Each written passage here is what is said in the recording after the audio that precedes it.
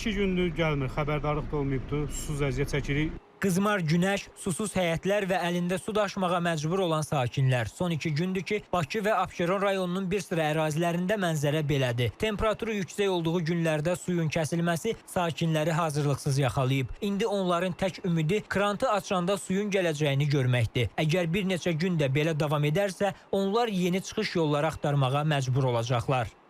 Su dünəndən də yoxdur, tezdən yoxdur da. Bu gün də verməyiblər, hələ gözləyirik, elə ki, sabah olmalıdır, axşam olmalıdır, bir xəbər yoxdur. Qabaqsında məlumat verməyiblər.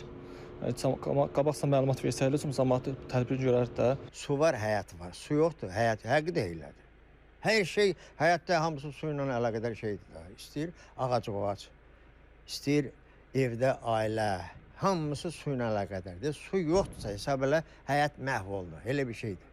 Məsələ ilə bağlı qurumdan bildirildi ki, Ceyranbatan-Maşdağa xəttinin 6-cı kilometrliyində diametri 1200 mm olan xəttin istismar müddəti bitmiş, 22 metr qəzalı hissəsi yenisi ilə əvəzlənib. İşlər fasiləsiz şəkildə aparılıb. Hazırda təmir bərpa işləri yekunlaşmaq üzrədir. Növbəti mərhələdə xəttin yuyulması, içməli su ilə doldurulması, müvafiq anbarlara çatdırılması və ərazi daxili xətlərə ötürülməsi prosesi həyata keçiriləcək. Qasım Xuluflu, Zaur Ağamir, İTV Xəbər.